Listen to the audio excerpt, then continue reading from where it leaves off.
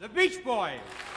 Round, round, get around, I get around, yeah, get around, woo, I get around, round, round, I get around, get around, round, round, I get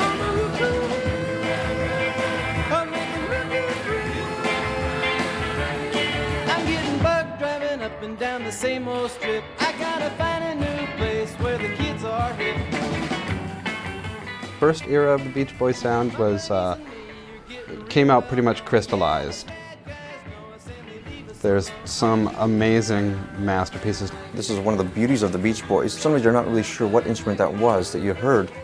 If your music can relate to somebody on some sort of level, I think that's what makes it important. When you look at the amount of songs they've written as a group, it's enormous. That was the sound of I Get Around from 1964, the first ever US #1 hit by the Beach Boys. It certainly wouldn't be the last, but it will always enjoy a special place in the extraordinary saga of the Beach Boys. I Get Around is a great example of the essential sound of the Beach Boys. Bright, up-tempo, sun-drenched melodies, and those fantastic harmonies, which are the stylistic trademark of a band that has gone on to become an American legend. The Beach Boys are the ultimate sound of summer, and the track itself was taken from an album entitled All Summer Long, a name which perfectly captures the wistful atmosphere of the music. At the heart of the band were Brian, Dennis and Carl, the three young sons of music plugger Murray Wilson. The Wilson brothers' nucleus was transformed into the Beach Boys by the addition of school friend Al Jardine and cousin of the Wilson brothers, Mike Love. Together, they formed the original Beach Boys lineup. The Beach Boys were always destined to be in music. Murray Wilson encouraged the boys from a very early age, and to get them started in the business, he was prepared to back his protégés with his hard-earned cash. As soon as the group began to show real potential, Murray took on the job of managing the band. It was to prove a shrewd move, as the hit soon followed. In fact, the Beach Boys had a minor regional hit with the very first record they ever made, a single release called Surfin. Carl Wilson later recalled the impact of the song to music journalist Stephen Rosen. The publisher wanted somebody to record some folk songs that he owned the copyright to, and we did that but slipped in surfing. And so when he went to shop the songs around to the labels, they all liked surfing. And that's how we got going.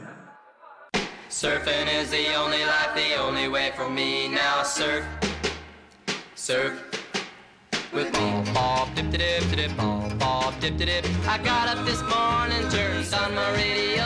I was checking out the surfing scene to see if I would go. And when the DJ tells me that the surfing is fine, that's when I know my baby and I will have a good time.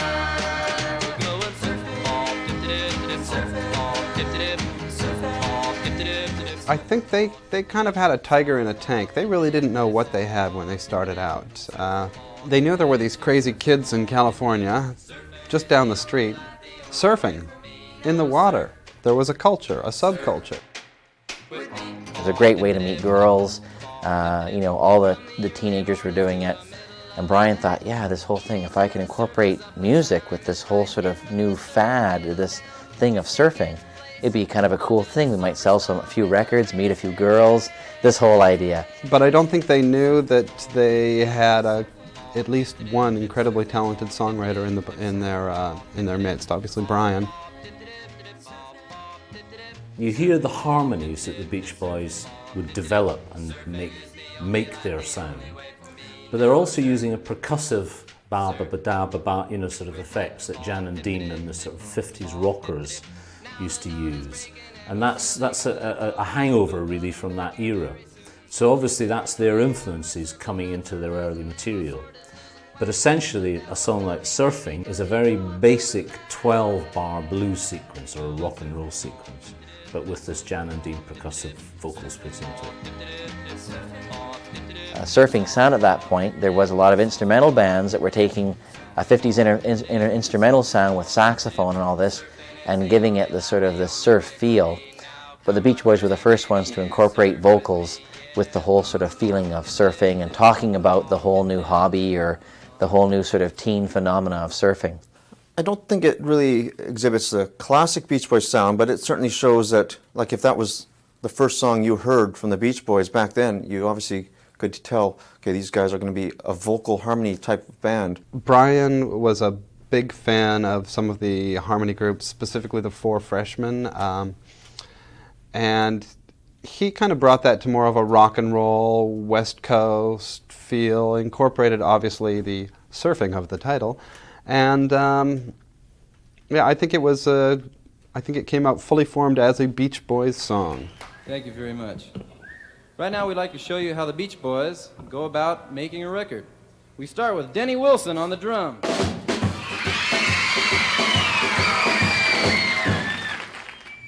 Followed by Al Jardine on rhythm guitar.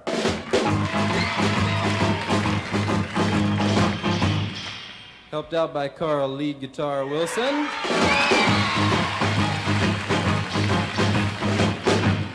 And filled out instrumentally by our leader Brian Wilson on the bass.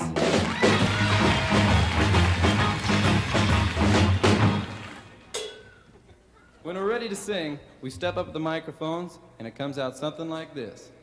Let's go surfing now, everybody's learning how. Come on a safari with me.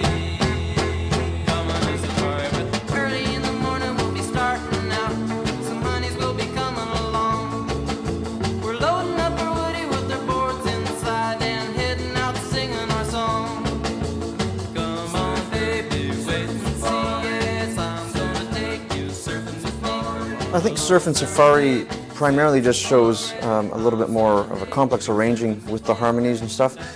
Again, it wasn't still fully developed, what we would see in a couple of years later or whatever, but it definitely was, I think, a progression on what surfing was. It's basically a 50s and what's called a 12-bar blues song, but they would do what we call in musical terms a turnaround by putting in an extra chord in the sequence. And that was them basically being able to say, well, we're a little bit more musically experimental, we're going off in a different direction. So it's one of the first songs that starts to take it away from, one track after another sounding much the same. There's a little twist in it, and this is the first time you start to hear this.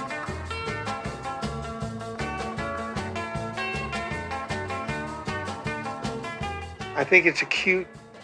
I think Chug-a-Lug was cute. And Cuckoo Clock was cute. It was basically a cute album, you know what I mean? It had cute thoughts, ideas in it. I used to think of that album as cute.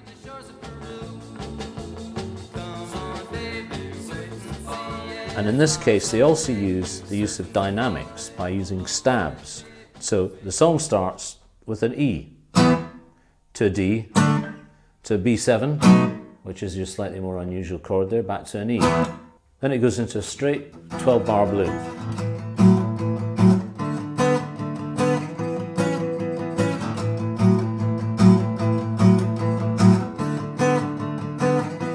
Then during the second part of the verse and the bridge, it stays on the A major for a lot longer. So it moves away from the 12-bar sequence once you've got into the song, and this is the major difference.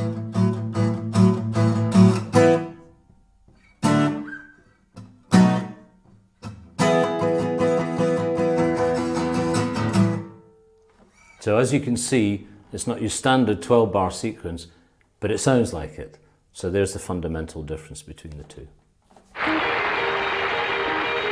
everybody had a move across the USA, then everybody be served like California. You see them wearing their baggies, Warachi sandals too, a bushy blonde hairdo, Surfin' USA. You'll catch them surfing at Surfin' USA? Well, Surfin' USA, of course, was from Sweet Little 16, the Chuck Berry song. And Brian did a rewrite on it, and that was a real fun session to do. It was real, we knew we had something going. Did you really? Oh, yeah. Yeah, we could feel it. It was a real powerful record. Surfin USA is one of the first Beach Boys classics because it, again, is really the first time I think that they've really fused their strongest elements. You know, again, there's obviously that Chuck Berry influence there, which really gave the song a good drive. As well, I mean, the vocal harmonies, again, were still a further development on what they had done previously. They're starting to use some of the techniques that would become more prevalent in their career as they went further on. But at this point, it's still pretty much 50s rock and roll. But just there's a lot more harmonies going on, you know, and the use of counterpoint in the vocals is interesting. A lot of the other bands got as far as a doo-wop, a boo-babby, you know, all that sort of stuff. But they're starting to expand on top of the track with the vocals. The basic rhythm track is fairly straightforward. So this one, although it's pretty much a straightforward backing track-wise, rock and roll type of song, is in B flat. Just maybe because it was right for the melody again. They also use a little technique which they used on Surfing Safari as well, I think, by using the stops. If everybody had an ocean across the USA, then everybody be surfing like California. You'd see them wearing their baggies, Warachi sandals too, a bushy blonde hair. Surfin USA. You catch them surfing at the Ventura County line. Santa Cruz and Fresno, Australia, Caribbean, all over Manhattan, down the Meany Way. Everybody's gone surfing, Surfin USA. It mentioned all these different geographical areas in the U.S., so kids that, you know, lived in Wyoming or in Detroit or in New York or, you know, in Vermont could all of a sudden go, wow, this thing in California, the surfing thing, you know, it's happening, you know, and it had a great beat to it, of course, had a real Chuck Berry kind of beat to the song.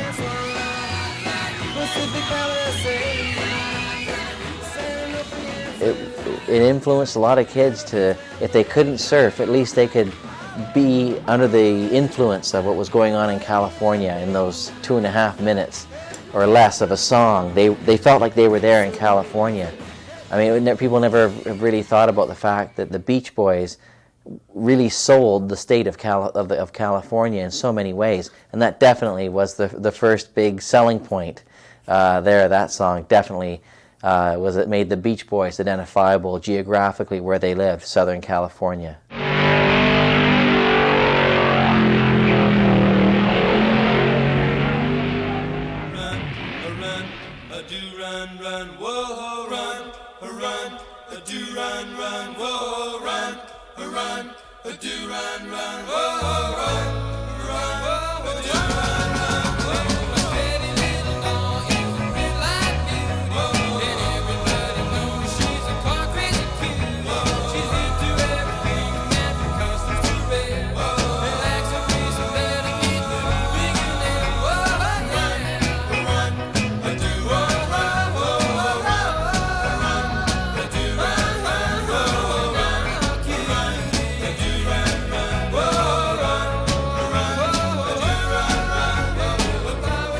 At the center of the Beach Boys' sound lay the genius of Brian Wilson.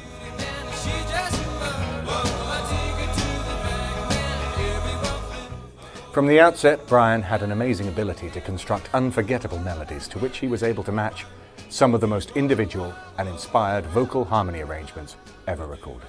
I think that musically, Brian Wilson was unparalleled as a bass player in the 60s, in rock and roll at least. Brian, you listen to some of those songs and you just say, how did you write that? You could tell that he wrote vocal harmonies, that was his stock in trade, and he used the melodies of the harmonies and transposed them into the rhythm of the bass. It's a pretty amazing thing what he did. It's so simple, but it's so perfect. I don't think that Brian Wilson is necessarily the genius that he's always portrayed. I think he is quite a brilliant songwriter, and I think he's sort of a kind of a tragic, brilliant songwriter. You know, it's really a shame that he kind of got so messed up with a lot of, with drugs, and you know, obviously had a lot of personal issues he had to deal with. I think that really kind of sidetracked his creativity.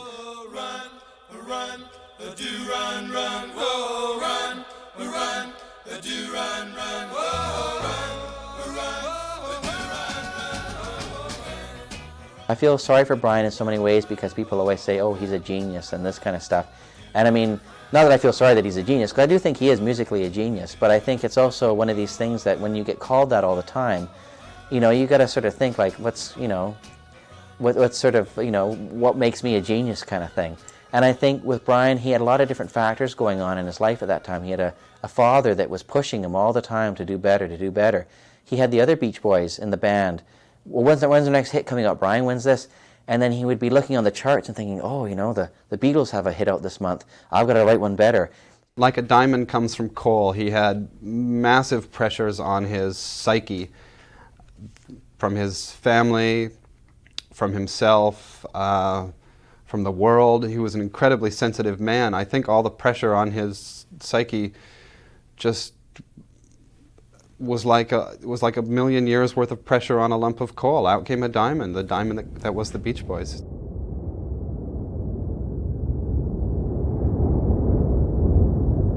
It is Brian who is always heralded as the musical genius of the group, quite rightly so, as he co-wrote and produced most of their most famous material. Although Brian was the largest member of the band in stature and played bass on stage, it was something of a contrast for audiences to discover that it was actually Brian who sang the highest parts in the Beach Boys' trademark harmonies. He very much had a very soft, mellow kind of side to his songwriting. You know, he wasn't afraid to do songs that might show that, you know, he had a side that could be hurt or damaged or this kind of stuff. And I think definitely with Surfer Girl, it allowed the Beach Boys to really showcase their vocal harmonies. You know, Brian was a big fan of the Four Freshmen, and from a very early age would get Carl and cousin Mike and Dennis to work together with these tight vocal harmonies. And of course with Al Jardine finishing up everything in there. He was a friend of Brian's, and he was very much influenced by folk music at the time. Another great song. It showed the Beach Boys could definitely rock out, talk about surfing or about cars, but yet here was a song here, very much a very soulful ballad by them. I think it's a neat song, and they played it all throughout their career, from 1963 right up to present, you know, right up to the late 90s.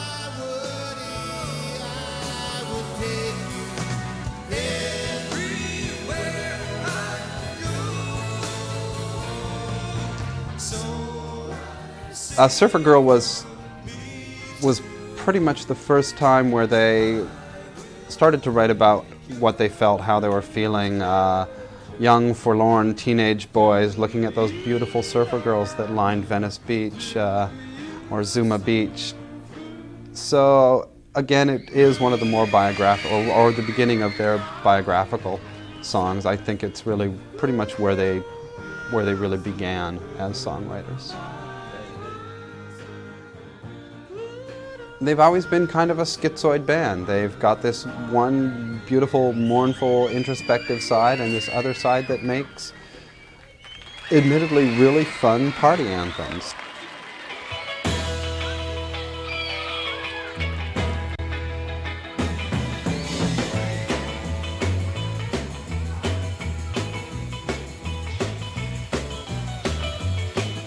In California, in the early 60s, there were just two things, surfing and cars, and the girls that came along with them. Oh, fun, fun, fun. It's a great song.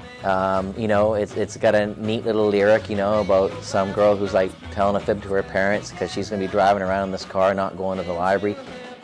No teenager could not, you know, honestly say they haven't sort of told their parents they're doing something and then gone off and done something else. It's part of the whole growing up experience of getting a bit of that, you know, a bit more lead on the chain.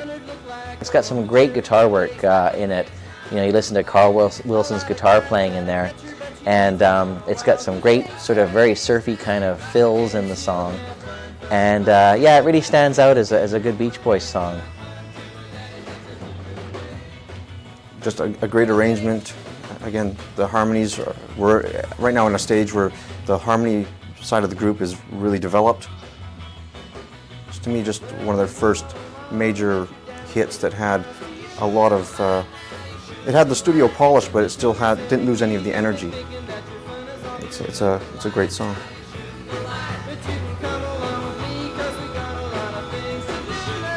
It is classic, stone cold classic.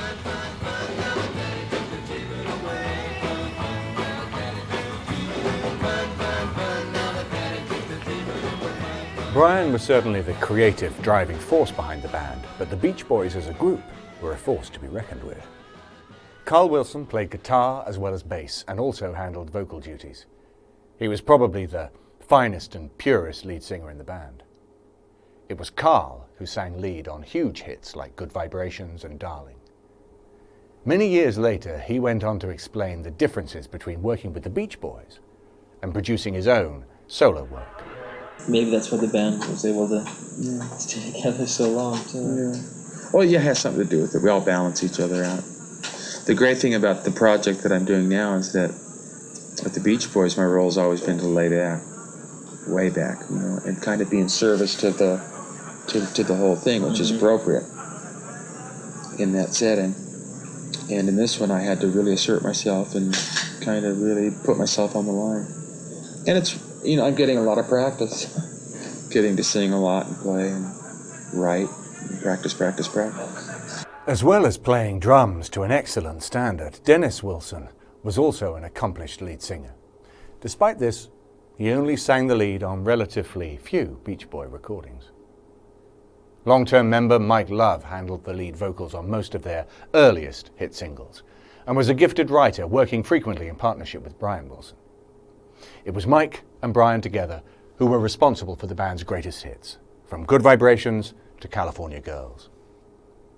The fifth member of the original band was Al Jardine. He left the band briefly in 1962, but he was back in the fold by the time of the first US #1 and has been there ever since. Al was also a highly capable vocalist who occasionally took the lead, most noticeably on Help Me Rhonda.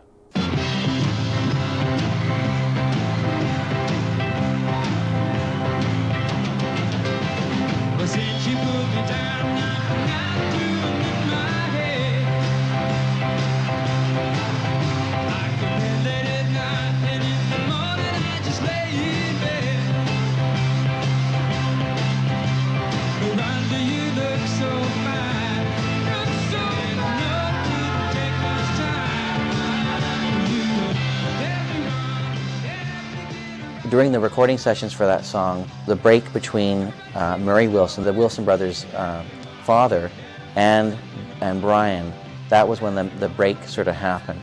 Brian was he was producing stuff. His father still wanted to be involved and was trying to be there to do stuff, but Brian was running the show. And I think it really bothered his father that his son, who was like 22 or 23 at the time, you know, was in so much control and being able to produce such amazing stuff. And Murray, being sort of a father who was also a frustrated songwriter, I think it must have been very hard for him to take. And but I think at that point, you see the Beach Boys changing a lot, and I think that you start seeing stuff where it's more of his emotions coming out in the songs. And definitely with Help Me Rhonda, very, very strong single for the Beach Boys, and I think it was sort of the next step in their musical growth as a band.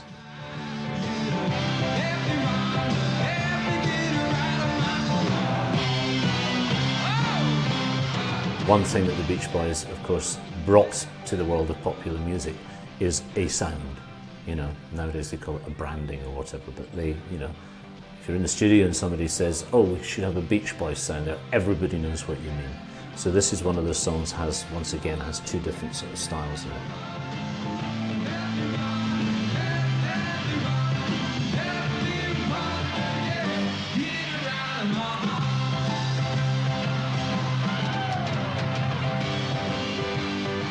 The Beach Boys' path to fame was fairly smooth by comparison to most bands. After a few minor hits, the band was signed to Capitol Records. With the backing of a major label, the Beach Boys enjoyed a smooth climb to top-selling status. Throughout 1962 to 1964, the band worked enormously hard, playing hundreds of concerts and doing TV promotional slots wherever they were required. One fly in the ointment was Brian Wilson's lack of enthusiasm for life on the road. Brian detested touring and was only really interested in what he could achieve in the studio. Small wonder for a man with the vision to create timeless pop classics such as California Girls. California Girls is, I'm not sure if it's the ultimate Beach Boys song, but it certainly has one of the ultimate sort of beach, West Coast themes for guys, certainly, I think. And also musically, it's got the great sort of intro to it. It's almost kind of classical.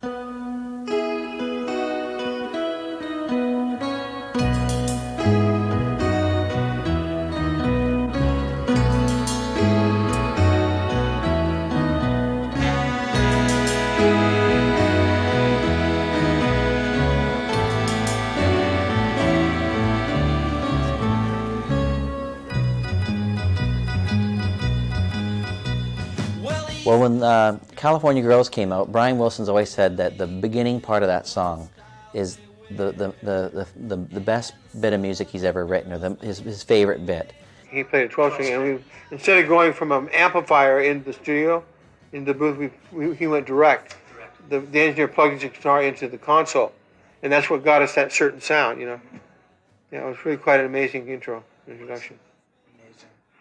The first thing that is really interesting about this is, although this little figure is actually in B,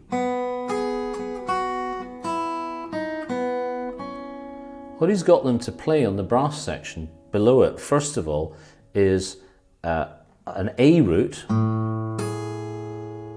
then he gets them to play an E root, and he gets them to play an A root again. And then it moves down a whole tone to A, and they play a G below it, and then it goes into B. Now, I mean, that's just, it's fantastic. It's sort of hidden depths, and this is something that Brian Wilson in particular would do, whereas other people will write a little intro, okay, let's go, that'll do, not him. This would be a little, motif and beautiful little piece in itself, and sometimes in different keys from the actual start of the song. It was quite exceptional. So a really fantastic little piece of music. And then it goes to a B major, the song starts, and then it does something that for this period, which is quite unusual as well, it goes to F sharp minor with a B root, which is really sort of jazz, to a straight E major, to an F sharp 7, which is quite standard for this period.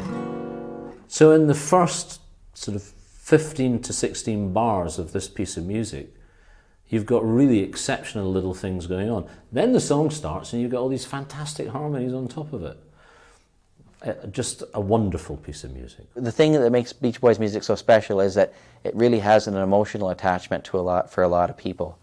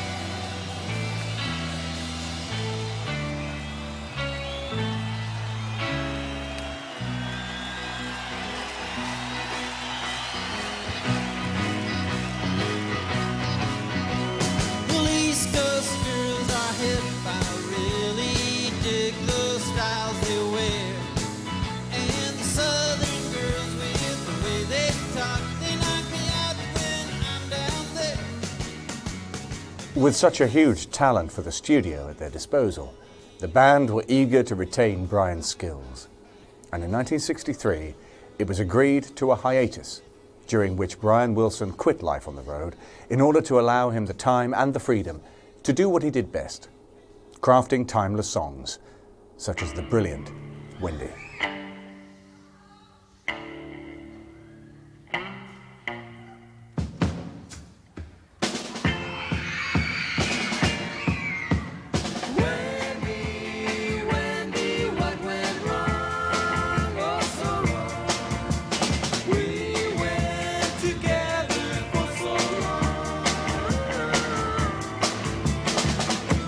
I never thought a guy could cry till you made it with another guy. Oh, Wendy left me alone. Hurt so bad. Wendy was taken from the All Summer Long album, produced by Brian Wilson and released in the US on July the 13th, 1964. The UK had to wait almost a year to see the same release, and the album didn't finally appear in Britain until June 1965. His future looks awful dim. Oh, Wendy left me alone.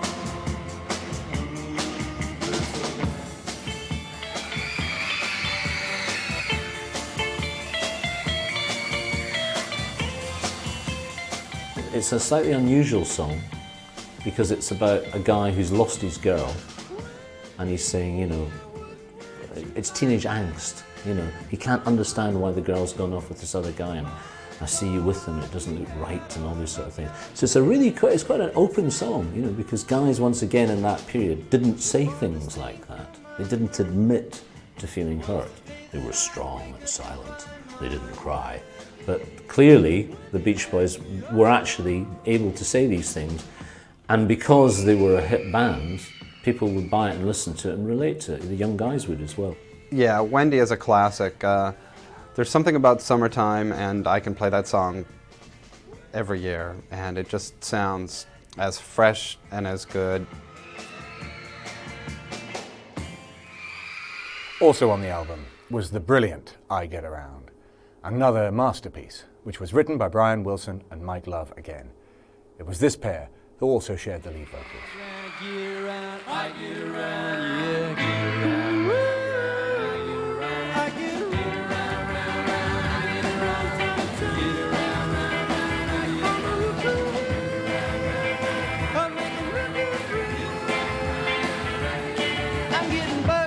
Up and down the same old strip, I gotta find a new place where the kids are hip. My buddies and me, you're getting real well known. Yeah, the bad guys know us and they leave us alone. I Get Around was to give the band their first US #1, and deservedly so. The arrangement is leaps and bounds beyond anything Brian and Mike had written up to this point. Carl's lead guitar is pristine and efficient, and the hand claps are so powerful they probably made Spector sit up and take notice. Strangely, no stereo mix of the song has ever been uncovered. Mick Jagger went on record declaring his love for the song, which would provide their first ever English top 10 hit. None of the guys go steady 'cause it wouldn't be right to leave the best girl home now on Saturday night.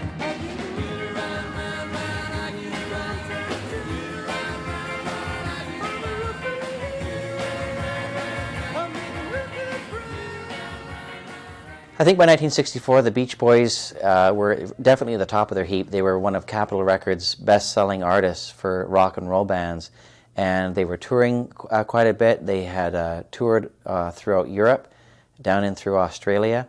But 1964 was a difficult year for the Beach Boys because they had to contend with this new phenomenon called Beetlemania, and of course all these different British bands coming out. And what it did was it drove Brian, when he started listening to the Beatles albums, he thought, I've got to write better songs, you know, I've got to work harder at my craft. Became very much, he really liked the Beatles' music and really appreciated who they were, but he also realized that if we're going to stay a relevant band, we're going to have to develop even more. And I think when you look at the stylings of I Get Around and how that song developed, it was definitely in that era when when Brian and Mike, as songwriters, were definitely having to work harder because they knew they were going to be battling to survive as a band against someone as powerful as the Beatles. And I think by the time the All Summer Long album came out, you start to see that development in their songs. Songs like Wendy and B-sides like Don't Worry Baby, they all came out in 1964. Very complex songs. At that point, Brian was also working with studio musicians. The Beach Boys were touring so much, he dropped out of touring to work basically on the arrangements for their songs. As the album demonstrated, there was a wealth of talent available, both as writers and performers. But according to Carl, creative rivalry did not break out into open competition. I never pushed my songs on the guys. I wasn't like, okay, I've got 6 songs and I want 2 out of the album. It wasn't like, it wasn't like songwriting derby. Yeah.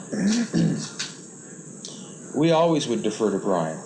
We'd always say, well, okay, but do you think if it's sort of, you get a sense if he's really empty, if that's really all he wants to say.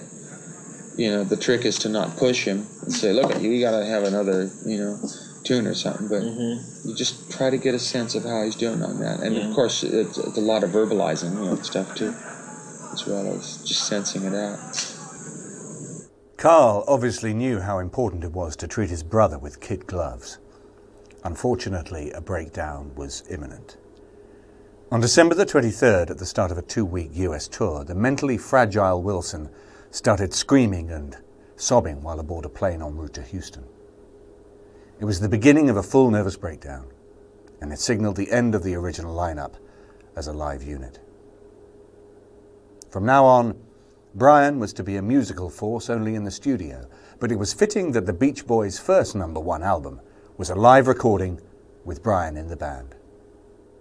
The album was recorded on August the 1st, 1964, when the quintet appeared at the Civic Memorial Auditorium in Sacramento, California. It stayed at the #1 slot for 4 weeks and remained on the charts for 62 weeks in total. It looked like this was the end of the road for Brian Wilson as a live performer.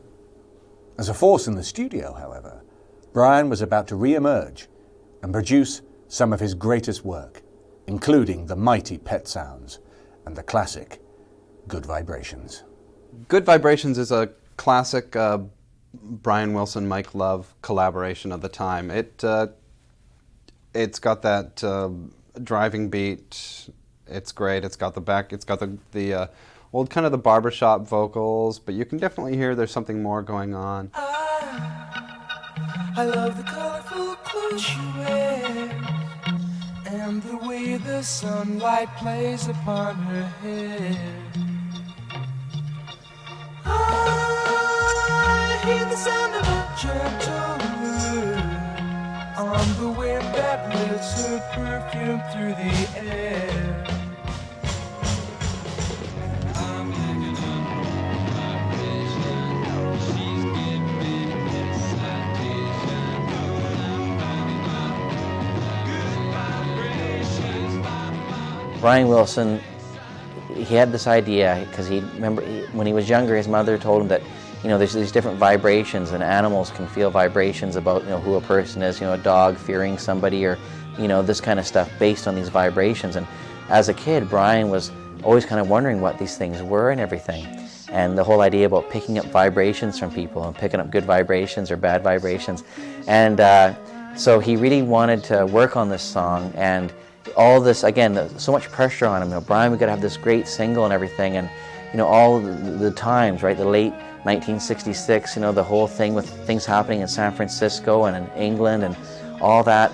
He wanted to encapsulate so much, and he was moving the Beach Boys away from sort of that surf sound and using studio experts and musicians like the Wrecking Crew and all this to produce this great single.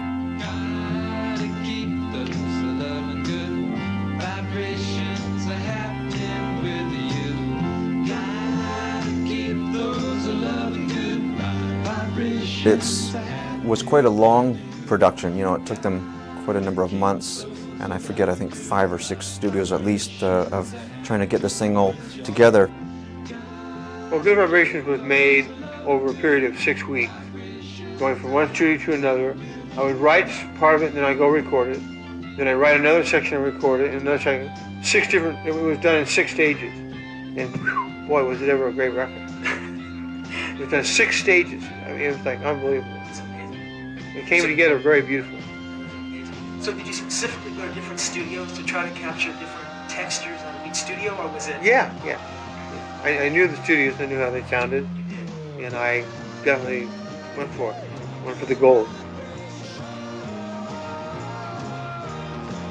I think Good Vibrations, I mean, it was at that point the most money ever spent on a single. You know, what the Beach Boys spent on that one song, a lot of artists, you know, could have like produced 4 or 5 albums with that amount of money. I think the brilliance of the single is just the fact that there's, again, all these different sections in it. You know, it's kind of psychedelic and weird. There's still some of the classic kind of early surf kind of vocal stuff going on there. So it's a really colorful track. I think it really does stand out as the Beach Boys' greatest song ever written. Definitely, it's an amazing song.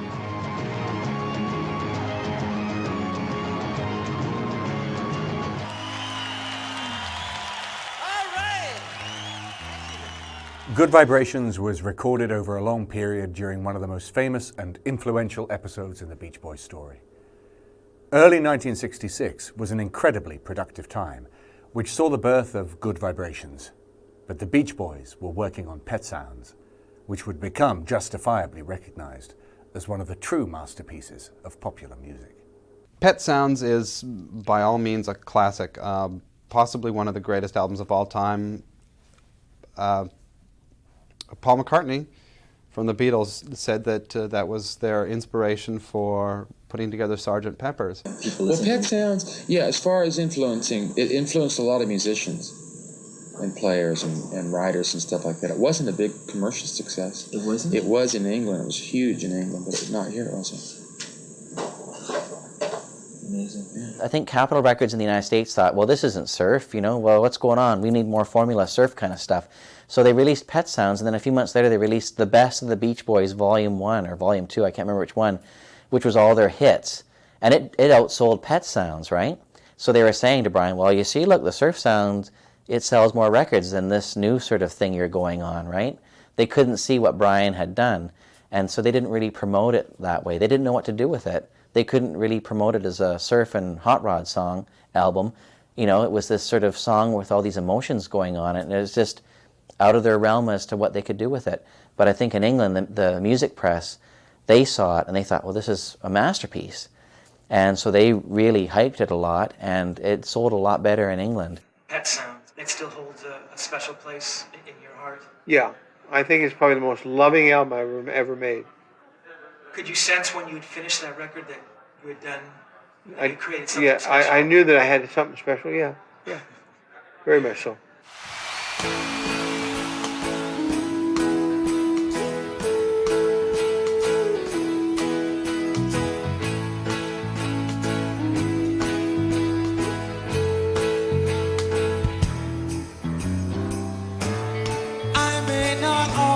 Love you, but long as there are stars above you, you'll never need to doubt it. I'll make you so sure about it. God only knows what I'd be without you. God Only Knows shows the Beach Boys at their best as far as a softer song goes, I think. A real highlight of that song is the fact that it's Carl Wilson on lead vocals, and it really is, this is sort of the period of the Beach Boys where you can start to see that although Brian was still in control, you know, with the production and the arranging, you start to see individual members of the Beach Boys coming out a little bit stronger into their own, and you know, this is great. I don't think before that song people really realized how powerful Carl Wilson's voice was. It's a great track.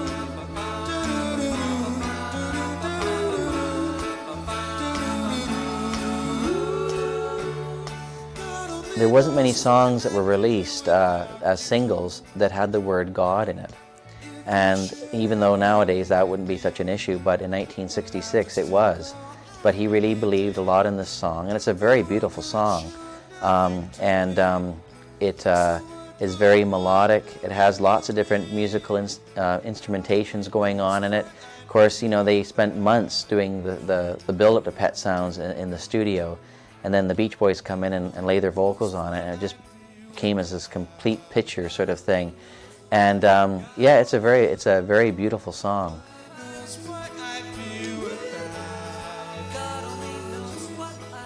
God Only Knows is, it's a beautiful, beautiful song. It's Brian wondering if he's ever really going to fit in, ever going to be loved, ever going to find love. All these questions that he's still asking, and whether he still will fit in, who knows. Thank you very much. Well, hopefully it's holy water. Thank you. The Beach Boys song, Wouldn't It Be Nice, is definitely one of the greatest Beach Boys songs. And the Pet Sounds album is one of my favourite albums. Musically, for me, it's really interesting because it's got 3 independent parts, really, that make up the whole song. The first section, it starts in what's called 8VA, which is an octave above where you would normally play it. And that goes into the song. Now, as you can see, apart from anything else, there's a huge jump on the instrument, from the very top of the instrument right to the bottom of the instrument. So that's your first section, that's section 1. And section 2 is the basic song.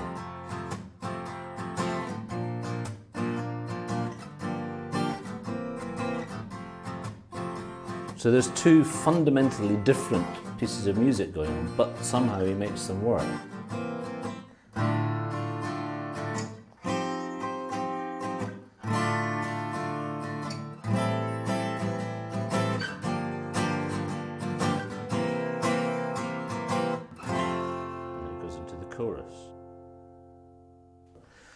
And then there's a third section, which is extraordinary. There's a jazz middle to it, but once again he makes it work.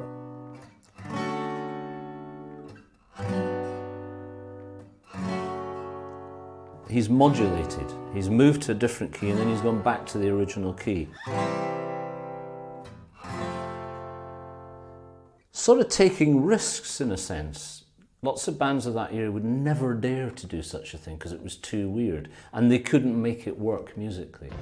But the Beach Boys, with Brian at the helm, certainly made it work musically. You know, it seems the more we talk about it only makes it worse to live. Wouldn't It Be Nice is certainly one of the greatest Beach Boys songs of all time. It's got a really interesting production. You know, again, speaking as a drummer, the drums are incredibly sparse on it, but very powerful. They've got a really very effective way of being performed on that song.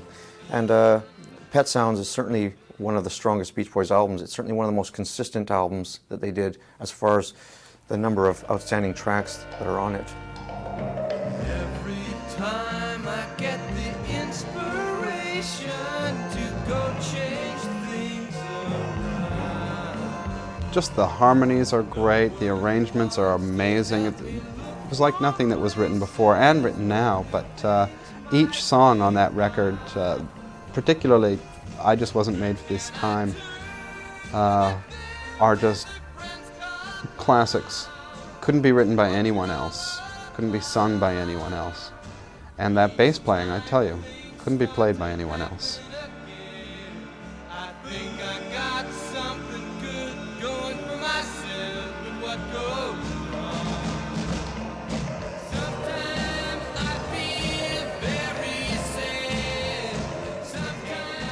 Despite the fact that all was clearly not well with Brian, the band continued to make great records, with their talismanic producer still somewhat in the shadows. One such fine record was Surf's Up. Surf's Up was followed by the album Holland, released in January 1973. Brian still had very big, continuing problems to contend with, but brother Carl Wilson fondly recalled the making of the album as a very positive time in the band's development. Holland? That was fun. I lived there for 7 months, and that was just real different, you know, a real charming experience. remember we went there in June and it rained all June, and like more rain than they'd had like in 100 years or something. and then July they had the heat wave of like the hottest it ever was. And it took an extra month to get the studio set up, so we just drank a lot of beer, you know, just, you know, and went to museums and had fun and played with the kids and, you know, like that.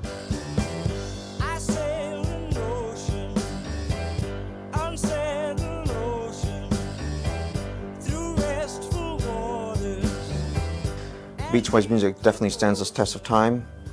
Some albums better than others, but I think if you look back at, you know, they did like 20 albums for Capitol within 7 years. So that's pretty impressive. I mean, they can be forgiven for 1 or 2 mediocre albums. You know, I mean, very few bands I think could produce 20 albums of any kind within 7 years. You know, especially not at the rate that the Beach Boys were doing it. There are so many. That's the great thing about the Beach Boys. And interestingly enough, when you look at the amount of songs they've written as a group, it's enormous.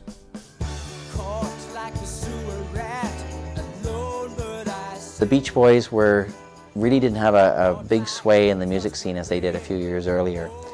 Musically, there was so much going on in the world at that time with the different subcultures and that, with the psychedelic and heavy drug type music of the San Francisco, and heavy bands like Led Zeppelin starting to make inroads into popular music. You know, I think the band was still a great band, but there's certain periods in every band's career where you just can't help but, after all the touring and recording, the constant grind, you just end up, even if you have high intentions, you know, you end up having low energy.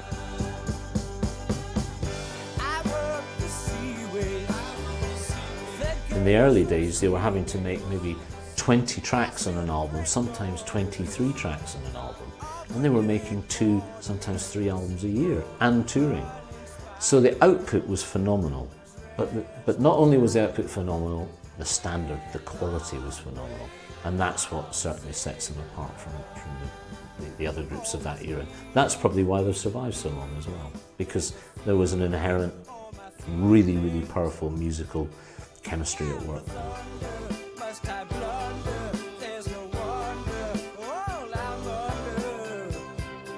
They will always be remembered for that period of Pet Sounds, Smile, and Smiley Smile. More fertile, a ground of musical genius. That there never will be another one like that.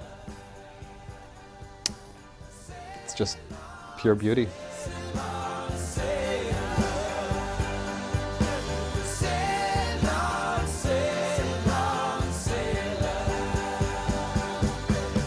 Despite the fact that the albums were being critically well received, the band appeared to have passed its commercial peak. Surf's Up hit only number 29 in the US charts. Holland fared even worse, reaching only number 36 and slipping from view shortly afterwards. Perhaps it was a mistaken attempt to reverse this decline that led to further attempts to reintroduce Brian Wilson back into the band as a full performing member. In the following years, Brian did make a few unsuccessful attempts to return to live work with the Beach Boys, but his mental health was never really strong enough. In 1976, the legend looked to have died, but time is a great healer. Exactly 25 years after his first breakdown, Brian Wilson suddenly re-emerged as a fully fledged live performer, giving solo concerts all over the world. He could no longer lay claim to the Beach Boys' name, but the original spirit was still there. In 1999, on the brink of a new millennium, Brian Wilson was, in the words of one of his own greatest songs, finally ready to do it again.